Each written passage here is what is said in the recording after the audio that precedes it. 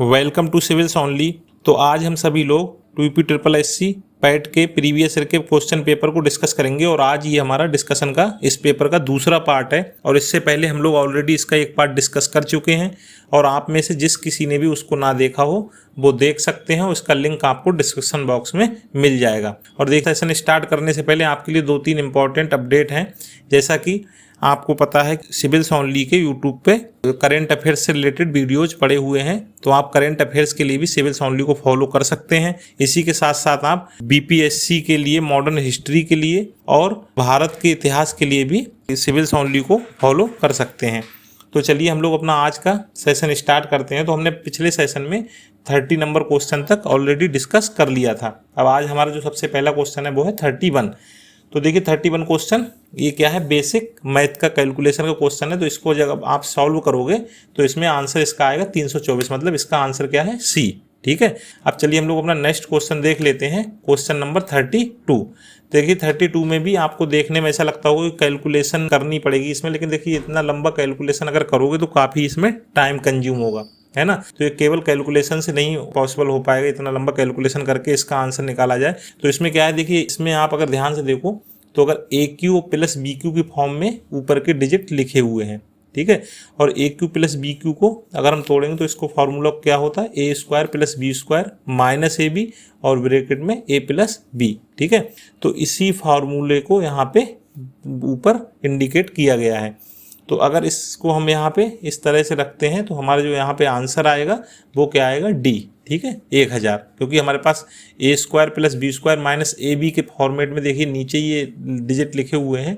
तो A² plus B² minus AB आपस में ऊपर नीचे कट जाएंगे, इसके बाद A प्लस B बचेगा, ठीक है। मतलब 885 प्लस 115 और इन दोनों को जब हम लोग जोड़ेंगे तो क्या आएगा आंसर, D, मतलब 1000। चलिए अब हम लोग अपने नेक्स्ट क्वेश्चन को देख लेते हैं। देखिए नेक्स्ट क्वेश्चन भी बेसिक मैथ से ही है, 33 नंबर क्वेश्चन। तो अगर इसको हम लोग सॉल्व करेंगे, इसको कैलकुलेशन करेंगे इसकी, तो इसका आंसर आएगा B, ठीक है। इसका 33 का आंसर क्या है, V। अब देखिए 34 नंबर क्वेश्चन में दिया गया है कि कोई टीवी सेट है, उसका मूल्य बता रहे हैं कि हम 30% घटा दे रहे हैं, तो उसकी बिक्री जो है वो कितनी बढ़ जा रही है, 20% बढ़ जा रही है। तो इसमें कहा जा रहा है कि इससे दुकानदार की आय पर क्या प्रभाव पड़ेगा। तो देखिए इस तरह के जो भी क्वेश्चंस आते हैं अरिथमेटिक मैथ्स के, तो इनको देखिए सॉल्व करने के लिए सबसे बड़ी चीज़ ये है कि हम लोग कोई ना कोई ऐसा, जैसे अब इसमें जब परसेंटेज की बात की जा रही है तो कहीं ना कहीं हम परसेंटेज कितने 100 से ही कैलकुलेट करेंगे, ठीक है। तो उसको एक डिजिट मानते हुए पर्टिकुलर आपको जैसे 100 यहाँ पे हम लोग अगर कंसीडर कर लें तो हमारा ये क्वेश्चन काफ़ी आसान हो जाएगा। तो जैसे अगर हम लोग देखें तो पहले अगर हम मान सकते हैं, पहले इसका मूल्य था 100 रुपये, ठीक है। और बिक्री हम लोग मान लेते हैं, चलिए इसकी 10 यूनिट बिक्री होती थी, ठीक है। तो इसकी अगर 100 रुपये मूल्य था और 10 यूनिट बिक्री होती थी, तो इसकी टोटल बिक्री पहले कितने रुपए की होती थी, 1000 रुपये की। अब जैसे इसमें क्वेश्चन में कहा गया है कि उसके मूल्य में हम लोग कितनी कटौती कर दे रहे हैं, 30% की, ठीक है। और तो बिक्री में बता रहे हैं कितनी वृद्धि हो जा रही है, 20% की, ठीक है। तो अगर हम लोग इस तरह से इसको अगर देखिए यहाँ पे लगा के देखें तो इसमें अगर मूल्य में 30% की कटौती करेंगे तो पहले मूल्य कितना था, 100 रुपये। अब हम लोग कटौती अगर इसमें कर देंगे 30% तो इसका मूल्य कितना रह जाएगा, 70 रुपये, ठीक है। और बिक्री में 20% की वृद्धि हो जा रही है। तो पहले 10 यूनिट बिकती थी, अब कितनी यूनिट बिक रही है, 12 यूनिट बिक रही है। और अगर हम लोग 70 रुपये के हिसाब से अगर 12 यूनिट को बेचते हैं तो हमारा जो अमाउंट बनता है वो बनता है 840। तो हम लोग कहाँ, पहले ये दुकानदार देखिए यहाँ पे दिख रहा है कि दुकानदार पहले 1000 रुपये का बेच देता था, अब वो 840 का बेच रहा है। तो इसमें यही पूछा गया दुकानदार की आय पर क्या प्रभाव पड़ेगा। तो सबसे पहली बात तो ये है कि इसमें स्पष्ट दिखाई दे रहा है कि यहाँ पे दुकानदार की आय में कमी आ रही है, लेकिन कमी कितनी आ रही है ना। तो अब कमी आ कितनी, देखिए अब 1000 रुपये की पहले बिक्री थी, बाद में 840 की रह गई, ठीक है। तो कितनी कमी आई, 160 रुपये की। लेकिन ये कमी आई किस पे, है ना, ये कमी आई 1000 रुपये पे। अब हम जब 1000 रुपये का 160 रुपये का अगर परसेंटेज में निकालेंगे वैल्यू तो ये आ जाएगा 16%। तो इसका आंसर क्या होगा, 34 का D, मतलब उसकी जो इनकम है उस पर क्या प्रभाव पड़ा, उसकी इनकम में 16% की और क्या आ गई, कमी आ गई। अब चलिए हम लोग अपना नेक्स्ट क्वेश्चन देख लेते हैं। देखिए 35 नंबर क्वेश्चन में 4 खिलाड़ी दिए गए हैं, उनकी एक औसत उम्र बता दी गई कि 18.5 वर्ष इनकी औसत उम्र है। अब इसमें कहा गया है कि अब इसकी अगर इसमें कोई और एक अगला कोच शामिल कर दिया जाए तो इसकी औसत उम्र में 20% वृद्धि हो जाती है। तो देखिए इस तरह के जो भी एवरेज के सवाल हैं इनको सॉल्व करने के लिए सबसे बढ़िया अप्रोच तो ये है कि जितने भी फैक्टर हैं उनको आपस में जो औसत वैल्यू दिखा रहे हैं उससे क्या कर लो, उसको मल्टीप्लाई कर लो। जैसे पहले 4 खिलाड़ी हैं, ठीक है, और बाद में क्या हो जा रहा है, अगर इसको कोच को भी शामिल कर लो तो इसमें टोटल कितने हो जा रहे हैं, 5 हो जा रहे हैं, ठीक है, क्योंकि ओवरऑल जो औसत आयु बाद में भी निकाली जाएगी तो वो 5 के हिसाब से निकाली जाएगी ना। तो अगर हम 5 को 18.5 से अगर हम लोग गुणा करेंगे तो 92.5 मतलब 92.5 साल ये इनकी ओवरऑल एज जाके बनेगी, ठीक है। अब कह रहे हैं कि इसमें जो वृद्धि है ओवरऑल कितनी हो जाती है, 20% की वृद्धि हो जाती है। मतलब इनकी हर किसी जो 4 खिलाड़ी हैं पहले वाले, इनकी सबकी पहले औसत उम्र थी उसमें कितनी वृद्धि हो जाती है, 20% की। तो जब हम इसका 20% निकालेंगे तो इसमें कितना बनेगा, लगभग 18.5%, है ना। तो 18.5, ठीक है, इसका 20% कितना बनेगा, 18.5। तो इन दोनों वैल्यू को हम जोड़ेंगे तो इसका कितना आएगा, 37, ठीक है। तो इसमें जो चौथा खिलाड़ी आज इसमें शामिल होगा जिसको कोच कहा गया, इसकी कितना हो जाएगा, इसकी एज 37 ईयर की, ठीक है। तो 35 का आंसर क्या है, 35 का डी। अब चलिए हम लोग अपने नेक्स्ट क्वेश्चन को देख लेते हैं। देखिए यहाँ से हिंदी के क्वेश्चन शुरू हो गए, हिंदी ग्रामर से। जैसे सिंपल ये एकल का विलोम शब्द क्या है, तो विलोम तो सभी को पता ही है हम लोगों को, विलोम का मतलब क्या होता है, उल्टा, ठीक उल्टा। तो एकल मतलब कोई सिंगल की बात की जा रही है तो एकल का क्या हो जाएगा, वोहल, ठीक है। तो यहाँ पे 36 का आंसर क्या हो जाएगा, ए। इसी प्रकार 37 नंबर क्वेश्चन में पूछा गया कि दर्प का पर्यायवाची कौन सा है, ठीक है। तो 37 का आंसर क्या है, दर्प का पर्यायवाची क्या है, अहंकार। 37 का आंसर है बी। अब देखिए 38 नंबर क्वेश्चन में कहा गया है कि मन को हरने वाला, है ना, इस वाक्य के नीचे दिए गए विकल्प में से एक शब्द चुनिए। मतलब मन को हरने वाले को क्या कहा जाता है, ठीक है। इसके लिए हम लोग कौन सा एक शब्द यूज कर सकते हैं, ठीक है। तो 38 का आंसर है बी। मन को हरने वाले के लिए हम लोग अगर एक शब्द में कहें तो उसको क्या कह सकते हैं, मनोहर। ओके, अब हम लोग अपना 39 नंबर क्वेश्चन देख लेते हैं। 39 में देखो पूछा गया कि गागर में सागर भरना, ये ठीक है, मुहावरे का अर्थ पूछा गया कि इसका अर्थ क्या है। तो इसका 39 का आंसर है बी। देखिए हिंदी के जो भी हम लोग देख रहे हैं यहाँ पे क्वेश्चन, ये काफी बेसिक ही क्वेश्चन पूछे गए हिंदी ग्रामर से, है ना, जो कहीं ना कहीं हम लोगों ने अपना स्कूलिंग लेवल पे सभी ने पढ़ रखे हैं। तो 39 का हम लोगों का आंसर क्या है, बी। मतलब गागर में सागर भरने का मतलब क्या हो गया, बहुत थोड़ी सी बात में ही बहुत कुछ ज्यादा कहे जाना। अब देखिए 40 नंबर में ये बर्तनी के शुद्धिकरण से संबंधित सवाल पूछा गया है। इसमें कहा गया कि शुद्ध बर्तनी को हमको सिलेक्ट करना है। तो 40 नंबर का हमारा जो आंसर है वो है सी, ठीक है। तो इसमें जो महत्वाकांक्षा लिखा हुआ है ये क्या है, शुद्ध बर्तनी है। ओके, देखिए ये तो यहाँ पे हम लोगों ने हिंदी के सवाल इसके जो क्वेश्चंस थे वो डिस्कस किया। अब देखिए अगला जो हम लोग देख रहे हैं क्वेश्चन नंबर 41 से 43 तक एक पैसेज दे दिया गया है और इसी पैसेज में से कहा गया है कि हमको जो आने वाले जो क्वेश्चन है 41 से 43 तक उनको इसी पैसेज के बेस पे सॉल्व करना है। तो देखिए सबसे बड़ी बात ये होती है जो भी क्वेश्चंस अगर पैसेज से रिलेटेड हैं तो हम लोगों को कहीं ना कहीं ये चीज़ बहुत अच्छे से ध्यान रखनी चाहिए कि हमको अपनी तरफ से कोई उसमें इन्फॉर्मेशन ऐड नहीं करनी, मतलब अपनी जानकारी का बहुत ज़्यादा यूज नहीं करना है। क्वेश्चन में जो भी पूछा गया है वो कहीं ना कहीं हम लोगों को पैसेज में कही गई बातों के ही दायरे में रह के हम लोगों को आंसर देना है, ठीक है। और इसके दो तरीके हो सकते हैं, पहले या तो हम लोग क्वेश्चन पढ़ लें, इसके बाद हम लोग पैसेज में से छांटें कि उसका आंसर कहाँ पे छिपा हुआ है या वो बात कहाँ पे कही गई, या ऐसा है पहले हम लोग सरसरी निगाह से पूरा पैसेज पढ़ लें, इसके बाद फिर क्वेश्चन को पढ़ें, ठीक है। दोनों तरीके हो सकते हैं, इसमें कोई भी तरीका फॉलो किया जा सकता है, ठीक है। जैसे अगर इसको पैसेज को अगर आप सरसरी निगाह से पढ़ेंगे, आप पॉज करके पढ़ सकते हैं। तो देखिए अब हम लोग सीधे क्वेश्चन पे ही चलते हैं। क्वेश्चन देखिए इसमें पूछा गया है ए मैनी साइडेड पर्सनालिटी मीन्स, ठीक है।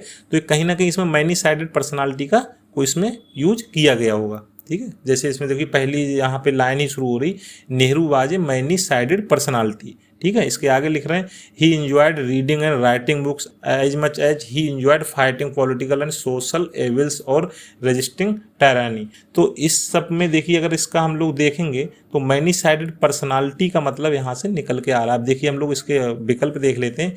तो इसमें लिखा है ए कॉम्प्लेक्स पर्सनालिटी, तो ऐसा कुछ भी वहाँ से सेंस निकल के नहीं आ रहा है। ए सेक्रेटिव पर्सनालिटी, तो ऐसा भी कोई सेंस निकल के नहीं आ रहा है। A person having varied interest, तो ये देखिए यहाँ पे जो हमने आगे पढ़ा था कि उनका इंटरेस्ट कहाँ कहाँ पे, रीडिंग, राइटिंग, है ना, और फाइटिंग पॉलिटिकल और सोशल एविल्स, तो मतलब उनका कई तरह के डायमेंशन में उनका क्या है, इंटरेस्ट है। तो मैनी साइडेड पर्सनालिटी का यहाँ पे जो सही मीन निकल के आ रहा है, इसको सबसे क्लोज है आंसर, वो क्या हो जाएगा, सी। तो 41 का क्या हो जाएगा, सी। इसी प्रकार से देखिए 42 नंबर क्वेश्चन पूछा गया है कि पंडित नेहरू एंजॉयड। अब हम लोगों ने देखिए अभी इसी लाइन में पढ़ा था कि क्या क्या एंजॉयड किया, reading and writing books, enjoyed fighting and political and social events, इस तरह की सब चीज़ें हैं। अब देखिए इसके ऑप्शन अगर हम लोग देखें तो इसमें पहला ऑप्शन दे दिया गया रीडिंग एंड राइटिंग बुक्स, तो ये अपने आप में सही है। दूसरा fighting political and social events, ये भी देखिए यहाँ पे लिखा गया, ये भी सही है। तीसरा रजिस्टरिंग टायरनी, ये भी सही है। तो चौथा ऑप्शन यहाँ पे सही हो जाएगा, doing all these and much more. ठीक है, ये एकदम से जिसका आंसर 42 का डी सही है। इसके अगला देख लिए क्वेश्चन देख लेते हैं 43 number, which of the following statement reflect Pandit Nehru point of view.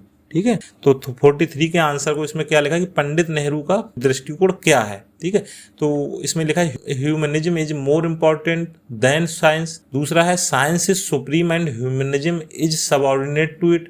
तीसरा है science and humanism are equally important. और चौथा है there is no common ground between science and humanism. ये 4 विकल्प दे दिए गए, लेकिन हम लोगों को इसमें पैसे से ही छांटना पड़ेगा कि इसमें पंडित नेहरू का क्या इसमें दृष्टिकोण है। तो देखिए इनने आगे लिख रहे हैं in him the scientist and humanist were held in perfect balance. तो ये क्या कर रहे हैं, कहीं ना कहीं बैलेंस की बात कर रहे हैं। तो इसमें अगर इसका आंसर अगर हम लोग देखेंगे तो इसका आंसर हो जाएगा C, science and humanism are equally important. अगर इसको आगे भी आप पढ़ोगे, while he kept looking at social problem from a scientific stand point he never forget that we should nourish the total man. As a scientist he refuse to believe in a learn to power interest in man's affairs, but as a self proclaimed non believer he loved affirming his faith in life and the beauty of nature.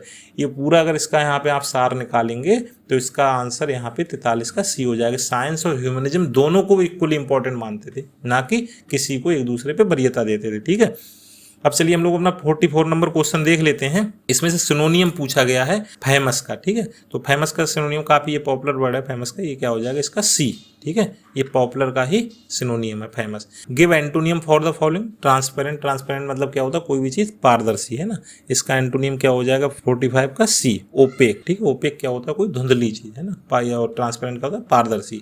46 number question देख लेते हैं। इसमें क्या है, 2 शब्द दे दिए गए हैं और कहा गया जिस प्रकार से पक्षी विज्ञानी पक्षी से संबंधित है, इसी प्रकार से निर्विज्ञानी किससे संबंधित है ना, यहाँ पे संबंध के बारे में पूछा गया है। तो यहाँ पे 46 का आंसर हो जाएगा सी, तो निर्विज्ञानी मानव से संबंधित है। ठीक है, पक्षी विज्ञान इस प्रकार पक्षी का अध्ययन करते हैं, इसी प्रकार निर्विज्ञानी मानव के अध्ययन से संबंधित है। ठीक है, अब देखिए हम लोगों को 47 नंबर क्वेश्चन है कि उस शब्द का चयन इसमें करना है जो समूह के बाकी शब्दों से मेल नहीं खाता है। मतलब हम लोगों को इन 4 में से कोई डिफरेंट शब्द अपने आप में सिलेक्ट करना है। तो इसमें 47 में अगर हम लोग देखें, देखो जैसे दही है, मक्खन है, पनीर है, ये सब कहीं ना कहीं दूध से ही संबंधित बाई प्रोडक्ट है, लेकिन तेल क्या है अपने आप में एक अलग शब्द है। काफी सिंपल क्वेश्चन, 47 के आंसर हो गया सी।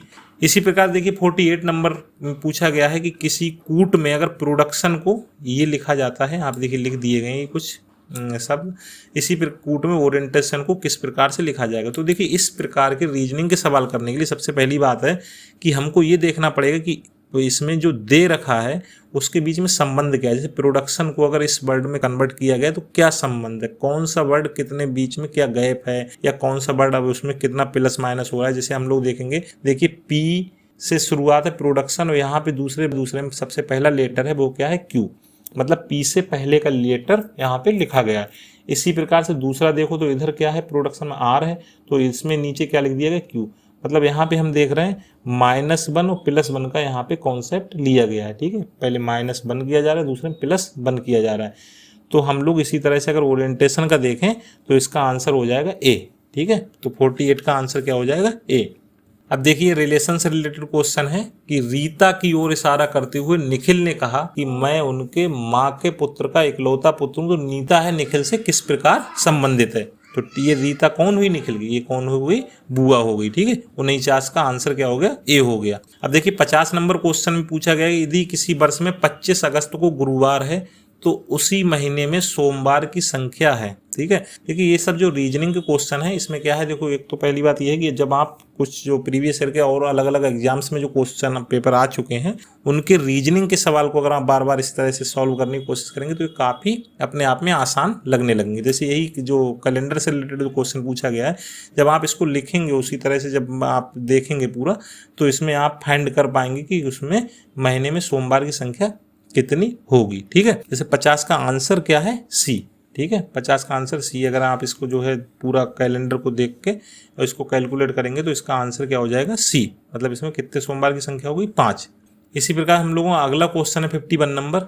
निम्न में से किस शहर में लाइट हाउस परियोजना का क्रियान्वयन नहीं हुआ है? तो ये क्या था, करंट अफेयर्स से संबंधित क्वेश्चन था, लाइट हाउस परियोजना से संबंधित, है ना। और ये एग्जाम अपना अगस्त में हुआ था, और अगस्त 2021 में, और ये लगभग जनवरी फरवरी की न्यूज थी लाइट हाउस परियोजना, इसीलिए पूछा भी गया। ठीक है, एक किस शहर में लाइट हाउस परियोजना का क्रियान्वयन नहीं हुआ है? तो इसका आंसर है 51 का डी, पटना में। ठीक है, क्योंकि इसको 6 स्टेट में इस परियोजना को शुरू किया गया था, जिसमें उत्तर प्रदेश, गुजरात, मध्य प्रदेश, तमिलनाडु, झारखंड और त्रिपुरा शामिल हैं। ठीक है, तो इसमें बिहार शामिल नहीं था।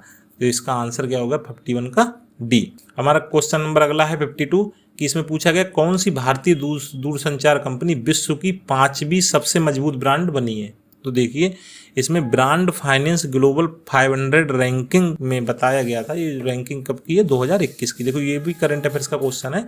तो उसमें कहा गया है कि जो रिलायंस जियो है वो विश्व की 5वीं स्ट्रॉन्गेस्ट ब्रांड है ना। तो इसका 52 का आंसर ए है। और इसमें सबसे जो वैल्यूएबल ब्रांड का दर्जा दिया गया था इस रैंकिंग में, वो किसको दिया गया था, एप्पल को दिया गया था। ठीक है, अब देखिए हमारा अगला क्वेश्चन है क्वेश्चन नंबर 53। इसमें भी देखिए, ये भी करंट से ही रिलेटेड क्वेश्चन है। इसमें पूछा गया है जो बोल्ड परियोजना है हाल ही में भारत के किस राज्य में शुरू की गई? ठीक है, तो 53 का आंसर है ए। तो इसको राजस्थान में शुरू किया गया था, और इसका जो पर्पस था वो क्या था, लाइवलीहुड प्रोवाइड कराना। ठीक है, डिग्रेडेशन को रोकना, लैंड डिग्रेडेशन को, और इकोनॉमी को बूस्ट करना। इसी के लिए इसको बोल्ड परियोजना को राजस्थान में शुरू किया गया था। ये भी करेंट अफेयर से संबंधित क्वेश्चन है। 53 का आंसर हो गया ए। ठीक है, अब चलिए 54 नंबर क्वेश्चन देख लेते हैं कि इसमें ये भी देखिए करंट अफेयर्स से, करंट अफेयर्स के क्वेश्चन भी हम लोग देख रहे हैं, ठीक ठाक क्वेश्चन आए हैं। इसमें कहा गया कि संयुक्त राष्ट्र की जो कोवैक्स योजना थी, उसके अंतर्गत जो कोविड-19 की मुफ्त वैक्सीन प्रदान की गई थी, उसमें सबसे पहला देश कौन सा था जिसको ये वैक्सीन प्राप्त हुई? तो इसका आंसर है 54 का ए, घाना। ठीक है, ये वैक्सीन सबसे पहली मुफ्त में घाना को मिली थी। अब देखिए 55 नंबर क्वेश्चन है, ये भी चर्चा में काफी रहा था कि अंतरिक्ष में जाने वाली भारतीय मूल की दूसरी अमेरिकी महिला अंतरिक्ष यात्री कौन बनी है? तो ये भी पिछले साल का न्यूज का क्वेश्चन है, करंट अफेयर्स का। तो इसका जो आंसर है 55 का वो क्या है, ए, शिरीषा बांदला। ठीक है, अब हम लोगों का अगला क्वेश्चन है 56 नंबर कि उसमें कहा गया उस भारतीय पहलवान का क्या नाम है जिस पर हाल ही में डोपिंग के लिए 2 साल का प्रतिबंध लगाया गया? ये भी करंट अफेयर से रिलेटेड क्वेश्चन है। तो इसका आंसर है 56 का बी।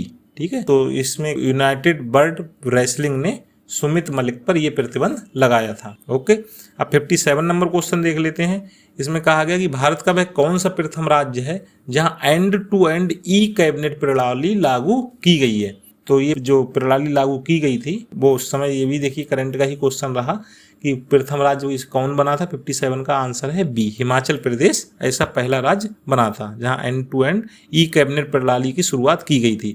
और अरुणाचल प्रदेश नॉर्थ ईस्ट का ऐसा पहला स्टेट बना। ठीक है, अब चलिए अगला क्वेश्चन देख लेते हैं 58 नंबर। इसमें कहा गया कि किस भारतीय मंत्रालय द्वारा हाल ही में 2019-20 के लिए यूडाइज प्लस शुरू किया गया है? ठीक है, तो 58 का अगर देखिए हम लोग इसका आंसर देखें, ये बी आंसर है इसका। तो ये शिक्षा से संबंधित है यूडाइज। ठीक है, और इसका पूरा फुल फॉर्म क्या है, unified district information system for education. ठीक है, एलिमेंट्री और सेकेंडरी एजुकेशन के लिए इसको बनाया गया। तो ये किसके द्वारा शुरू किया गया है? शिक्षा मंत्रालय द्वारा शुरू किया गया। तो 58 का आंसर क्या हो गया, शिक्षा मंत्रालय, मतलब बी। ठीक है, अब चलिए अगला क्वेश्चन देख लेते हैं। 59 नंबर क्वेश्चन है कि स्मार्टफोन निर्माता जो वीवो है ने किस क्रिकेट खिलाड़ी को अपना ब्रांड एम्बेसडर नियुक्त किया? देखिए, ये भी करंट अफेयर्स का क्वेश्चन रहा है। तो ये अप्रैल 2021 में इसने नियुक्त किया था। किसको किया था? विराट कोहली को। ठीक है, अब 60 नंबर क्वेश्चन देख लेते हैं। इसमें कहा गया कि आर्टिफिशियल इंटेलिजेंस आधारित पोर्टल सुपेस भारत में किस न्यायालय के लिए शुरू किया गया? तो इसको देखिए, इसको भी अप्रैल 2021 में सुपेस को शुरू किया गया था। किसके लिए शुरू किया गया था? सर्वोच्च न्यायालय के लिए। तो इसका आंसर क्या हो गया? सी। ठीक है, सुपेस का मतलब क्या है? Supreme court portal for assistant in courts efficiency. ठीक है, ये क्या था? जज को लीगल रिसर्च के लिए असिस्ट करने के लिए इसको शुरू किया गया था। तो 60 का आंसर क्या हो गया? सी। अब 61 नंबर क्वेश्चन देख लेते हैं। देखिए, इसमें ज्योग्राफी से रिलेटेड क्वेश्चन। इसमें कहा गया कि कितने भारतीय राज्य नेपाल से सीमा साझा करते हैं? तो इसका आंसर क्या हो गया? 5। ठीक है, आप मैप में देखेंगे तो 5 ऐसे भारतीय राज्य हैं जो किससे, नेपाल से सीमा साझा करते हैं। जैसे उत्तराखंड करता है, उत्तर प्रदेश करता है, बिहार करता है, इसके बाद वेस्ट बंगाल करता है और फिर सिक्किम, है ना। तो ये 5 राज्य हम लोग देखेंगे कि ये किससे सीमा साझा कर रहे हैं, नेपाल से सीमा साझा कर रहे हैं। और देखिए ज्योग्राफी के क्वेश्चन के लिए ये वर्ल्ड मैप और फिर इंडियन मैप देखना काफ़ी जरूरी है। आप अगर इसको सही से ऑब्जर्व कर लेंगे तो यहीं से 1-2 क्वेश्चन आराम से सही हो जाएंगे। और अगला देखिए क्वेश्चन पूछा गया है, कोस्टा रिका की राजधानी कौन सी है। ठीक है, अब देखिए राजधानी में क्या है, अगर कुछ बेसिक देश है उनकी राजधानी अगर पता है तो भले ही कुछ ऐसे देश की राजधानी पूछ ली जाए जिसकी ना पता हो, फिर भी हम लोग उसको एलिमिनेशन मेथड से निकाल सकते हैं। जैसे यहीं पे हम लोग देखेंगे कि कहा गया कोस्टा रिका की राजधानी कौन सी है, तो बीजिंग है। बीजिंग तो जाहिर सी बात, बीजिंग कोस्टा रिका की राजधानी नहीं है। किसी कोई बेसिक अगर इन्फॉर्मेशन इससे रिलेटेड, और इसके बाद दिल्ली तो हो ही नहीं सकती, भारत की राजधानी। ढाका ये बांग्लादेश की है ही। और फिर इसके बाद बचा कौन, सान जोस बचा। ठीक है, तो 62 का 62 का आंसर क्या हो गया, बी। ठीक है, कोस्टा रिका की राजधानी कहाँ है, वो है सान जोस। इसी प्रकार क्वेश्चन 63 नंबर, केंद्र शासित प्रदेश लक्षद्वीप की आधिकारिक भाषा निम्न में से क्या है। तो इसका 63 का जो आंसर है वो है बी। ठीक है, लक्षद्वीप की अगर हम लोकेशन देखेंगे मैप पे तो कहीं ना कहीं केरल से लगा हुआ है, केरल से सटे हुए इलाके में है, समुद्री क्षेत्र में। तो इसकी जो भाषा है वो मलयालम भाषा बोली जाती है यहाँ। अब हम लोगों का अगला क्वेश्चन है, पॉलिटी से संबंधित है कि भारत के संविधान के अनुसार लोकसभा के सदस्यों की जो अधिकतम संख्या है वो कितनी है। तो 64 का आंसर है डी। ठीक है, लोकसभा के सदस्यों की अधिकतम संख्या कितनी हो सकती है, 552। और इसी प्रकार से राज्यसभा के सदस्यों की जो अधिकतम संख्या होती है वो कितनी होती है, 250, जिसमें 238 सदस्य चुने जाते हैं और 12 सदस्यों को मनोनीत किया जाता है। और ये 12 सदस्य कौन कौन से क्षेत्र से किए जाते हैं, कला, विज्ञान, साहित्य और समाज सेवा से। ठीक है, और देखिए राज्यसभा के बारे में अगर हम लोग और कोई फैक्ट देखें तो इसको देखिए, अप्रैल 1952 में काउंसिल ऑफ स्टेट के नाम से शुरू किया गया और इसको आगे चलकर अगस्त 1954 में राज्यसभा का नाम दिया गया था। ठीक है, तो इसको राज्यसभा का नाम अगस्त 1954 में दिया गया था। अब देखिए हमारा 65 नंबर क्वेश्चन है कि हिंदी दिवस कब मनाया जाता है। ठीक है, तो ये आंसर इसका क्या हो जाएगा, 65 का ए। 14 सितंबर को हिंदी दिवस मनाया जाता है। और देखिए 10 जनवरी को विश्व हिंदी दिवस मनाया जाता है। अब हमारा अगला क्वेश्चन है क्वेश्चन नंबर 66 कि इनमें से कौन सा देश सार्क का सदस्य नहीं है। तो देखिए अगर सार्क के हम लोग सदस्यों की बात करें तो इसके टोटल 8 सदस्य हैं, जिसमें अफगानिस्तान, पाकिस्तान, भारत, नेपाल, भूटान, बांग्लादेश, श्रीलंका और मालदीव हैं। ठीक है, तो इसमें म्यांमार जो है ये इसका सार्क का सदस्य नहीं है। तो 66 का आंसर क्या हो गया, डी। ठीक है, इसी प्रकार से देखिए सार्क की तरह एक और ऑर्गेनाइजेशन देख लेते हैं, बिम्स्टेक। ये भी भारत भी इसका सदस्य है, तो एशिया का ही ये संगठन है। तो बिम्स्टेक के सदस्यों की संख्या कितनी है, 7। और बिम्स्टेक को क्या कहा जाता है, Bay of Bengal Initiative for Multi Sectoral Technical and Economic Cooperation. इसके जो 7 मेंबर हैं देखिए कौन कौन से, इसमें भारत, नेपाल, भूटान, बांग्लादेश, श्रीलंका के साथ साथ म्यांमार और थाईलैंड शामिल है। ठीक है, तो बिम्स्टेक भी कहीं ना कहीं इंपॉर्टेंट है, ये भी पूछा जा सकता है। ठीक है, अब देखिए 67 नंबर क्वेश्चन है कि निम्न में से किस स्थान पर अजंता और एलोरा की गुफाएं स्थित हैं। तो इसका आंसर क्या है, महाराष्ट्र के औरंगाबाद में ये स्थित है। इसका आंसर हो गया सी। और देखिए अजंता में टोटल 29 केव्स बनाई गई हैं और सभी जो केव्स हैं, गुफाएं हैं, वो किससे संबंधित है, बुद्धिस्ट से संबंधित हैं। और इनको 1983 में यूनेस्को वर्ल्ड हेरिटेज साइट में भी शामिल किया गया। ठीक है, और एलोरा में टोटल 34 गुफाएं बनाई गई हैं और ये इसमें से 17 गुफाएं ब्राह्मण से संबंधित हैं, 12 बुद्धिस्ट से संबंधित हैं, 5 जैन से संबंधित है। ठीक है, तो अजंता एलोरा के बीच अगर हम बेसिक डिफरेंस देखें, जो केव्स बनाई गई वहाँ पे, तो हम देख रहे हैं कि अजंता में सभी केव्स किसके लिए बनाई गई हैं, बुद्धिस्ट किससे संबंधित हैं, और एलोरा में ब्राह्मण, बुद्ध और जैन तीनों से संबंधित हैं। और इसको अभी एलोरा को भी 1983 में यूनेस्को वर्ल्ड हेरिटेज साइट में शामिल किया गया। ठीक है, अब हम लोग अपना अगला क्वेश्चन देख लेते हैं, 68 नंबर क्वेश्चन। इसमें कहा गया कि ओणम किस भारतीय राज्य केंद्र शासित प्रदेश का सांस्कृतिक उत्सव है। ठीक है, तो ओणम किस प्रदेश का सांस्कृतिक उत्सव है, 68 का आंसर हो गया बी, केरल का। ठीक है, अब चलिए हम लोग अगला क्वेश्चन देख लेते हैं, 69 में कहा गया है कि निम्नलिखित में से कौन सा ग्रह सूर्य के सबसे नजदीक है। तो इसका आंसर हो गया 69 का डी, मरकरी, मतलब बुध। ठीक है, अगर हम लोग सूर्य से ग्रह की नज़दीक या दूरी की बात करें तो हम लोग इसको एक क्रम से देख सकते हैं। देखिए सबसे पहले बुध आता है, मरकरी, इसके बाद वीनस, इसके बाद अर्थ, ठीक है, मतलब अर्थ कितने तीसरे नंबर पे, इसके बाद मार्स, इसके बाद जुपिटर, इसके बाद सैटर्न, इसके बाद यूरेनस, इसके बाद नेपच्यून, ठीक है। तो ये क्रम भी काफ़ी इंपॉर्टेंट है, याद रखना चाहिए, ठीक है। तो सबसे नज़दीक कौन सा 69 का आंसर क्या होगा, डी, मरकरी सबसे नज़दीक है। अब देखिए अगला हम लोगों को क्वेश्चन है कि नोबेल पुरस्कार जीतने वाले प्रथम एशियाई कौन थे, ठीक है। तो इसका आंसर है सी, रविंद्रनाथ टैगोर ऐसे प्रथम एशियाई थे जिनको नोबेल पुरस्कार मिला था। कब मिला था, ये 1913 में मिला था। किसके लिए मिला था, इनके एक पोएटिक वर्क था इनका गीतांजलि, उसके लिए इनको ये नोबेल पुरस्कार मिला था, ठीक है। और 1979 में ये पुरस्कार पाने वाली मदर टेरेसा पहली भारतीय महिला बनी थी। और देखिए नोबेल पुरस्कार की अगर बात की जाए तो इसको 1901 में शुरू किया गया था और उस समय इसको फिजिक्स, केमिस्ट्री, मेडिसिन, लिटरेचर और पीस के लिए शुरू किया गया था। लेकिन आगे चलकर 1968 में इसमें इकोनॉमिक्स को भी शामिल कर लिया गया, ठीक है। तो टोटल मिलाकर प्रेजेंट टाइम में 6 डिफरेंट सब्जेक्ट से इसमें ये पुरस्कार प्रोवाइड कराया जाता है। ये अल्फ्रेड नोबेल की याद में प्रोवाइड कराया जाता है और अल्फ्रेड नोबेल को डायनामाइट के इन्वेंशन के लिए जाना जाता है, ठीक है। तो ये भी तो हो गया 70 नंबर क्वेश्चन और इसका आंसर क्या था, सी, रविंद्रनाथ टैगोर। अब चलिए हम लोग अगला क्वेश्चन देख लेते हैं। देखिए अगला क्वेश्चन क्या है, इसमें हिंदी का एक पैसेज दे दिया गया है और उसमें कहा गया कि इसको पैसेज के हिसाब से 71 से 75 तक के जो भी क्वेश्चन है वो सॉल्व करने हैं। अब देखिए हमने पहले भी बात की थी पैसेज से रिलेटेड कि जो भी पैसेज से संबंधित क्वेश्चंस हैं उनको क्या है हम लोग पैसेज में दी गई बातों के आधार पर ही सॉल्व करेंगे, अपना उसमें एक्स्ट्रा दिमाग नहीं लगाएंगे। तो देखिए अगर हम लोग इसमें क्वेश्चन पे ही सीधे चलते हैं, देखिए पढ़ते हैं क्वेश्चन कि विश्व में शांति क्यों आवश्यक है, ठीक है।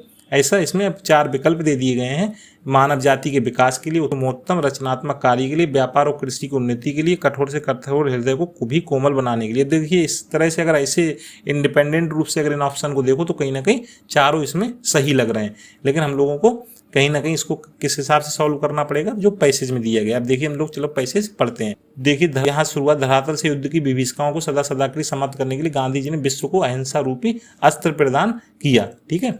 आगे लिख रहे हैं कि गांधी जी कहा करते प्रेम और अहिंसा के द्वारा विश्व के कठोर से कठोर हृदय को भी कोमल बनाया जा सकता है। उन्होंने इन सिद्धांतों का परीक्षण भी किया और वे नितांत सफल भी हुए। हिंसा से हिंसा बढ़ती है, घृणा घृणा को जन्म देती है, प्रेम से प्रेम की अभिवृद्धि होती है। अतः ये निश्चित है कि बिना प्रेम और अहिंसा के विश्व में शांति स्थापित नहीं हो सकती, ठीक है। यहाँ तक हम लोगों ने पढ़ दिया। इसके बाद शांति के अभाव में मानव जाति का विकास संभव नहीं है। अब देखिए जो क्वेश्चन पूछा गया यहीं से पूछा गया, विश्व में शांति क्यों आवश्यक है, मानव जाति के विकास के लिए। तो 71 का क्या आंसर हो गया, 71 का हो गया ए। इसी तरह देखिए 70, इसको आप पॉज करके आराम से पैसेज को पढ़ सकते हैं। इसके बाद ये सभी क्वेश्चन जो भी 71 से 75 तक जो भी क्वेश्चन हैं आप बहुत ही आराम से देखेंगे, सबका आंसर पैसेज में ही है, एकदम लाइन टू लाइन वैसे उठा के रख दिए गए। देखिए दूसरा क्वेश्चन 72 है कि विश्व शांति की स्थापना के लिए सबसे आवश्यक है, ठीक है। तो 72 का देखिए पैसे देंगे तो बिना प्रेम और अहिंसा के विश्व में शांति स्थापित नहीं हो सकती, ऐसा दे रखा है। तो अहिंसा और प्रेम क्या है, सबसे आवश्यक है। इसी प्रकार 73 का देखेंगे, कठोर से कठोर हृदय को भी कोमल बनाया जा सकता है, किसके द्वारा, ठीक है।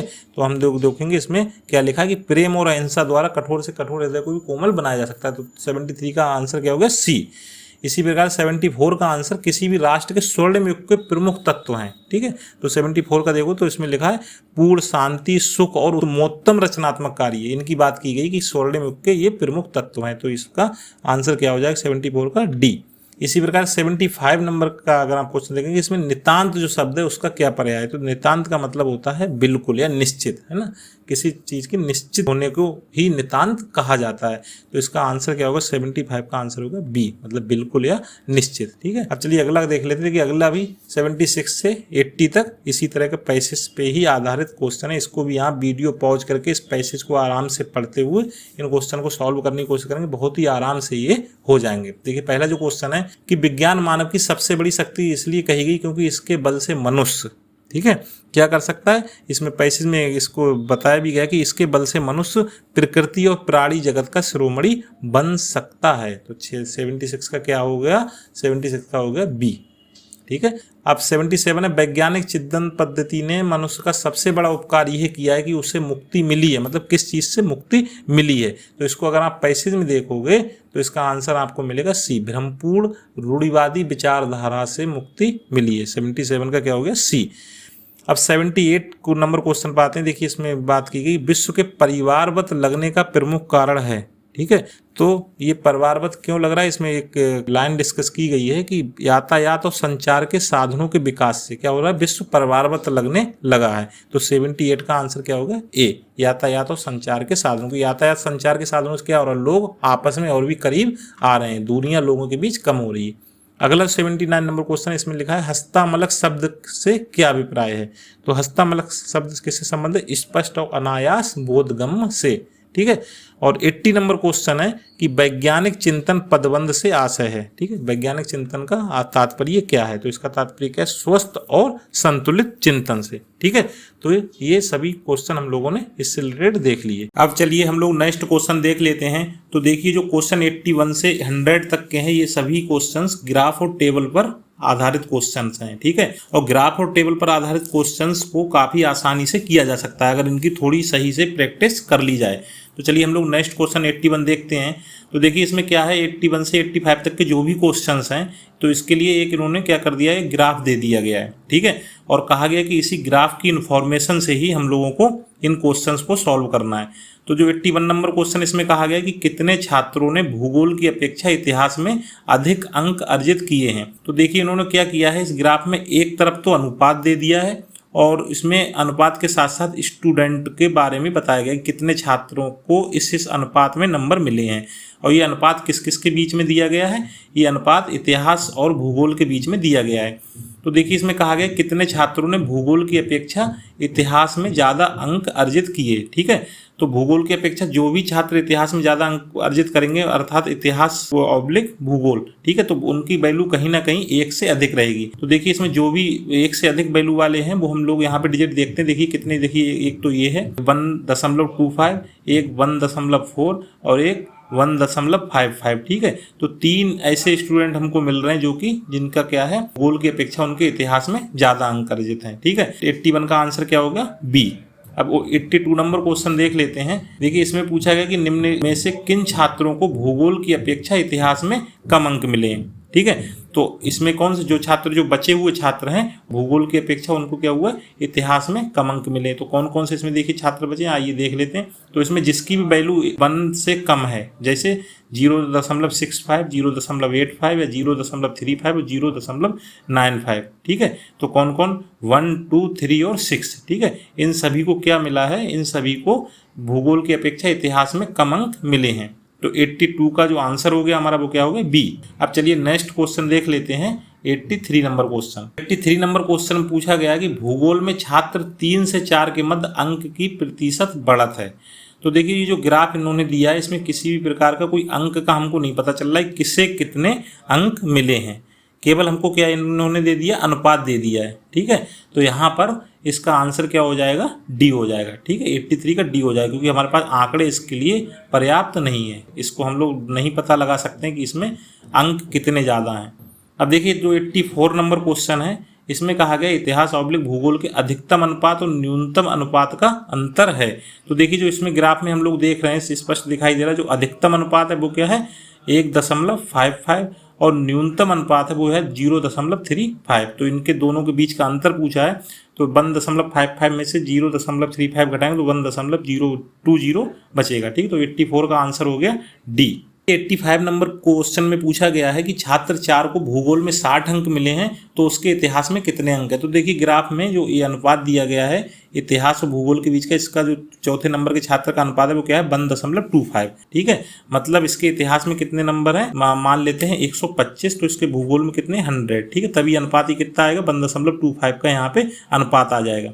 ठीक है, अब इसको हम लोग देखें तो ये कितना आ जाएगा, 5/4। ठीक है, अब 4 की वैल्यू यहाँ पे दे रखी, भूगोल की कितनी दे रखी, 60, तो यहाँ पे 5 की वैल्यू कितनी हो जाएगी, 75। तो इसका आंसर कितना हो जाएगा, 85 का सी। ठीक है, अब चलिए हम लोग नेक्स्ट क्वेश्चन देख लेते हैं। देखिए नेक्स्ट में भी क्या है, 86 से 90 तक और ग्राफ दे दिया गया है और इस पर बेस्ड क्वेश्चन हम लोगों को करने हैं। ठीक है, इसमें क्या है, एक तरफ तो कच्चे ऊन का उत्पादन दिया गया है मीट्रिक टन में, और दूसरी तरफ क्या है, उसमें वर्ष भी दे दिया गया, किस वर्ष कितना उत्पादन हुआ है। तो 86 नंबर जो क्वेश्चन इसमें कहा गया है कि कच्चे ऊन के उत्पादन में उच्चतम वृद्धि का वर्ष था। तो देखिए, जो भी ग्राफ से रिलेटेड क्वेश्चन, इसमें ऐसा नहीं हम लोग सबको जोड़ के घटा के देखेंगे, मतलब सबकी कैलकुलेशन करना जरूरी नहीं है। इसमें क्या है कि इसमें कई चीजें एकदम अपने आप से स्पष्ट रूप से दिखाई देंगी। जैसे हम लोग यहाँ पे देखेंगे, इसमें पूछा गया है उच्चतम उत्पादन कहाँ पर हो रहा, मतलब उच्चतम वृद्धि किस वर्ष हो रही। तो देखिए, ये तीनों जो शुरू के तीनों वर्ष दिए गए, इसमें कोई ज्यादा डिजिट का अंतर नहीं है। यहाँ पे सबसे बड़ा जो हम लोगों को यहाँ पे अंतर देखने को मिलेगा, वो हम लोग देखेंगे कि ये जो सी नंबर ऑप्शन 2016-17, ठीक है, ये जो 53 से 65 हो जा रहा है, यहाँ पे अंतर कितना है, सबसे ज्यादा दिखाई दे रहा है। तो ये जो 2016-17 है, यहाँ पे ये उच्चतम वृद्धि का वर्ष है। ठीक है, अब देखिए 87 नंबर क्वेश्चन है कि पहले 4 वर्षों के उत्पादन की तुलना में अंतिम 4 वर्षों में कच्चे ऊन का उत्पादन कितने प्रतिशत बढ़ गया। ठीक है, तो हमको क्या करना पड़ेगा, पहले 4 वर्षों का जोड़ना पड़ेगा और अंतिम 4 वर्षों का जोड़ना पड़ेगा। मतलब ये पहले 4 वर्ष ये हो गए और अंतिम 4 वर्ष ये हो गए, तब हमको पता चल जाएगा इन दोनों के बीच का अंतर कितना है, तब हमको पता चल जाएगा कि इनके बीच वृद्धि टोटल कितनी हुई है। ठीक है, तो 87 को जो आंसर है वो क्या है, बी। ठीक है, क्योंकि पहले 4 वर्षों में 225 मीट्रिक टन है और अंतिम 4 वर्षों में 275। ठीक है, तो लगभग 50 की वृद्धि हो रही है। 50 की वृद्धि कितने पे हो रही है, 225 पे हो रही है। तो इसको जब हम सॉल्व करेंगे तो 22.2% आएगा। ठीक है, तो 87 का आंसर क्या हो गया, बी। अब देखिए 8 में पूछा गया है कि 8 वर्षों के दौरान औसत उत्पादन था। तो औसत सभी लोगों को आपको पता ही होगा, औसत क्या होता है, सम ऑफ नंबर और के फैक्टर। ठीक है, उसको फैक्टर से जब हम लोग भाग देंगे तो उसमें हम लोगों को औसत पता चल जाएगा। तो सभी को अगर हम सभी वैल्यू को जोड़ेंगे तो हम लोग कितने से भाग देंगे, इसमें टोटल कितने ईयर दिए गए हैं यहाँ पे 8। ठीक है, 8 से भाग देंगे तो यहाँ पे हम लोगों को जो मिलेगा, यहाँ पे आंसर 88 का मिलेगा बी, 62.5 मीट्रिक टन। ठीक है, तो 88 का क्या आंसर हो गया, बी। ओके, अब देखिए 89 नंबर क्वेश्चन पूछा गया है उत्पादन में पिछले वर्ष की तुलना में अधिकतम प्रतिशत घटत किस वर्ष रही है। ठीक है, तो इसको भी हम लोग अगर यहाँ पे देखेंगे इसको ग्राफ को, तो बहुत आसानी से हमको दिख जाएगा कि कहाँ पे हमको सबसे ज़्यादा यहाँ पर प्रतिशत घटत दिखाई दे रही। तो 89 में हम लोग यहाँ पे देखेंगे तो इसका आंसर क्या हो जाएगा, आंसर हो जाएगा ए, 2018 और 19 में। ठीक है, इसी तरह जो 90 नंबर क्वेश्चन है, इसमें कहा गया है कि 2014-15 में कच्चे ऊन का उत्पादन 2019-20 के उत्पादन का कितना था। तो 2014-15 में कितना था, 51, और 2019-20 में कितना था, 68। ठीक है, तो ये कितना, इसको सॉल्व करें क्या आ जाएगा, 3/4। तो 90 नंबर का आंसर क्या हो गया, डी। अब चलिए नेक्स्ट क्वेश्चन देख लेते हैं। तो देखिए 91 से 95 तक इन्होंने क्या किया कि टेबल दे दी गई है, टेबल के आधार पे ही आगे के क्वेश्चन सॉल्व करने के लिए दिए गए हैं। ठीक है, इसमें 5 सेल्समैन दिए गए हैं, उनका अर्जित वार्षिक कमीशन दिया गया है इस टेबल में, और फिर उसी से रिलेटेड 5 यहाँ पे वर्ष भी 2015, 16, 17, 18, 19, 20, मतलब टोटल कितने 6 वर्ष भी यहाँ पे दे दिए गए हैं। तो देखिए 91 नंबर जो क्वेश्चन है, इसमें कहा गया किस वर्ष में सेल्समैन सी द्वारा अर्जित कमीशन पिछले वर्ष की तुलना में अधिकतम वृद्धि दर्शाता है। ठीक है, इसमें सेल्समैन सी की वृद्धि पूछी गई है, किस वर्ष में सेल्समैन सी द्वारा जो कमीशन अर्जित की गई पिछले वर्ष की तुलना में अधिकतम वृद्धि वहां पे शो कर रही। तो 91 का अगर हम देखेंगे तो इसका आंसर क्या हो जाएगा, ए, मतलब 2016 में। ठीक है, 2016 में उसकी अधिकतम हम लोगों को वृद्धि दिखाई देती है। इसी प्रकार से 92 नंबर क्वेश्चन पूछा गया है कि वर्ष 2018 में बी का कमीशन 5 सेल्समैनों के उसी वर्ष के कुल कमीशन का लगभग कितना प्रतिशत था। तो इसका 92 का आंसर जो हो जाएगा वो हो जाएगा ए। ठीक है, मतलब वो टोटल का हम लोग जो ऐड कर लेंगे, टोटल के तुलना में उसका कमीशन, अर्जित कमीशन कितना परसेंट था। तो 92 का इसको अगर सॉल्व करेंगे तो आ जाएगा इसका आंसर ए। ठीक है, इसी तरह 93 नंबर क्वेश्चन पूछा गया है किस सेल्समैन का 2018 में कमीशन 2015 की तुलना में उच्चतम वृद्धि दर्शाता है। तो अगर हम टेबल में हम लोग देखेंगे तो हम लोगों को यहाँ पे जो है पता चलेगा कि यहाँ पे 93 का आंसर जो है वो क्या हो जाएगा, डी। सी का जो कमीशन में जो वृद्धि है वो क्या है, सबसे ज़्यादा है। 2018 और 15 की जो तुलना पूछी गई है उस हिसाब से। ठीक है, तो 93 का आंसर क्या हो जाएगा, डी। अब 94 नंबर में पूछा गया है कि निम्न में से किस वर्ष में किसी भी सेल्समैन द्वारा अर्जित उच्चतम और न्यूनतम कमीशन का अंतर अधिकतम है। ठीक है, तो 94 का जो आंसर है वो हो जाएगा सी। तो इसमें क्या है, हमको हर वर्ष सबसे अधिक और कम का अंतर देखना है। ठीक है, तो उस हिसाब से इसका आंसर निकल के आएगा सी, 2019। इसी प्रकार से 95 नंबर में पूछा गया क्वेश्चन नंबर में कि 2019 में सेल्समैन डी द्वारा अर्जित कमीशन ए द्वारा अर्जित कमीशन का लगभग कितना प्रतिशत है। तो डी द्वारा अर्जित किया गया 29,800 और ए द्वारा किया गया वो 24,600। तो इसको सॉल्व करेंगे तो इसमें से कोई भी नंबर इसको मैच नहीं करता, इसका आंसर हो जाएगा डी। ठीक है, 95 का डी। अब चलिए 96 नंबर क्वेश्चन देख लेते हैं। देखिए 96 से 100 तक के भी जो भी क्वेश्चंस हैं वो भी उसके लिए टेबल दे दी गई, टेबल पे बेस्ड ही क्वेश्चंस हैं।